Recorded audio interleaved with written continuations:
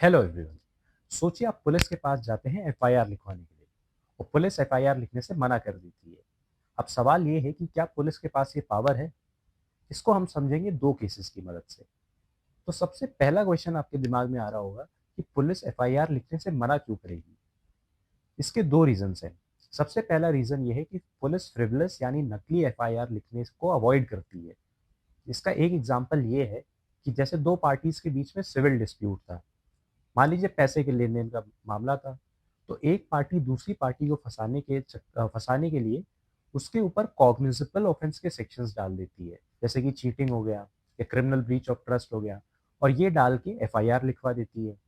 तो ये एक फ्रिवलेस एफआईआर होती है और पुलिस इनको रिकॉर्ड करने से मना करती है। दूसरा रीजन ये है कि जैसे ही आप पुलिस के थाने में जाके एफआईआर लिखवाते हैं, उनका एसीआर बढ़ता है। ACR actually actual crime report होता है, जो कि एनसीआरबी के डेटा में जाता है और उस बेसिस पे पुलिस ऑफिसर्स की परफॉर्मेंस की असेसमेंट होती है। तो इसलिए भी पुलिस ऑफिसर्स अपना रिकॉर्ड क्लीन रखने के चक्कर में एफआईआर लिखने से कई बारी मना कर देते हैं। लेकिन इसका मतलब ये नहीं है कि पुलिस हर सिचुएशन में एफआईआर लिखने से मना कर सकती है। सीआरपीसी और बीएनएसएस में ये साफ लिखा है कि अगर कहीं भी किसी भी इंफॉर्मेशन मिलने से पुलिस को ये लगता है कि कॉग्निजेबल ऑफेंस हुआ है, तो उसको एफआईआर रिकॉर्ड करनी ही पड़ेगी।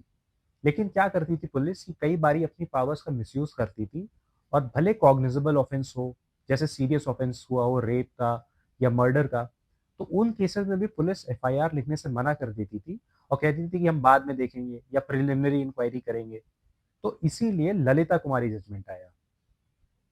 ललिता कुमारी जजमेंट में सुप्रीम कोर्ट ने ये कहा कि अगर कोई भी इंफॉर्मेशन पुलिस के पास आती है जिससे ये जाहिर होता है कि ये कॉग्निजेबल ऑफेंस हुआ है, तो उसको एफआईआर लिखना मैंडेटरी है। और उसको ये जरूरी नहीं है देखना कि वाकई में कॉग्निजेबल ऑफेंस हुआ है या नहीं। सिर्फ उस इंफॉर्मेशन के बेसिस पे वो डिसाइड करेगी कि कॉग्निजेबल ऑफेंस है या नहीं है। अगर है तो एफआईआर रिकॉर्ड करनी होगी, और नहीं है तो वो मना कर सकती है। हालांकि कोर्ट ने यह भी कहा कि मान लीजिए कोई ऐसी इंफॉर्मेशन आई है, उस बेसिस पे पुलिस डिसाइड नहीं कर पा रही है कि कॉग्निजेबल ऑफेंस हुआ है या नहीं हुआ है, तो वो प्रिलिमिनरी इंक्वायरी कर सकती है।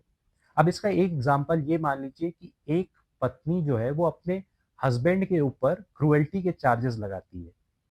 अब क्रुएल्टी एक कॉग्निजेबल ऑफेंस है as per section 498 A of IPC और सेक्शन 85 एंड 86 ऑफ बीएनएस।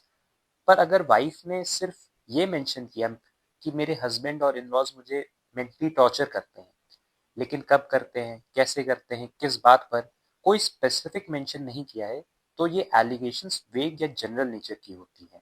तो उस चीज के लिए वो पहले प्रिलिमिनरी इंक्वायरी करेगी, और ललिता कुमारी के हिसाब से 15 दिन के अंदर पुलिस को ये प्रिलिमिनरी इंक्वायरी करनी है। और अगर इंक्वायरी करने के बाद उसको लगता है कि ऑफेंस है, कॉग्निजेबल ऑफेंस है, तो वो एफआईआर रिकॉर्ड करेगी। अदरवाइज वो मना कर सकती है। अब बीएनएसएस में थोड़ा चेंज आया है। इसको हम समझेंगे इमरान प्रतापगढ़ी के जजमेंट से। इस केस में सुप्रीम कोर्ट ने यह कहा कि अगर कोई भी ऐसा ऑफेंस है जो 3 से 7 साल के लिए पनिशेबल है, तो उस केस में पुलिस के पास दो ऑप्शन है।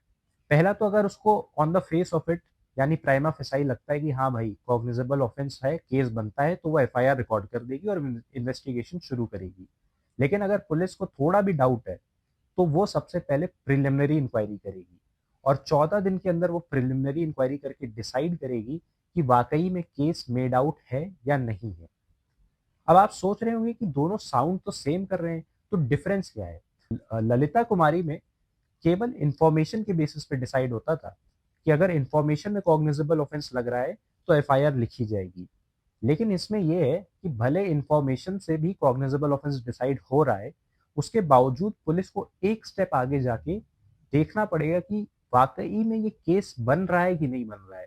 यानी इंफॉर्मेशन में तो साफ जाहिर हो रहा है कि हाँ यार कॉग्निजेबल ऑफेंस हुआ है, उसके बावजूद पुलिस थोड़ी इन्वेस्टिगेशन करेगी और देखेगी कि अगर वाकई में ये केस ऐसा है, तो फिर पुलिस एफआईआर रिकॉर्ड करके इन्वेस्टिगेशन करेगी। इसके दो पर्पसेस हैं। सबसे पहला पर्पस तो ये है कि पुलिस फ्रिवलेस एफआईआर्स को कम करना चाहती है। दूसरा पर्पस ये है कि जो कॉग्निजेबल केसेस होते हैं, उसमें पुलिस के पास अरेस्ट की पावर भी आ जाती है।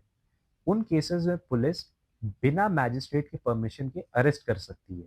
ये बात सेक्शन 41 सीआरपीसी और 35 बीएनएसएस में लिखी है। तो इससे ये चांसेस है कि पुलिस भी अपनी पावर्स को मिसयूज करके मैकेनिकल अरेस्ट कर सकती है। तो फ्रिवलेस एफआईआर और मैकेनिकल अरेस्ट को प्रिवेंट करने के लिए ये स्टेप लाया गया है।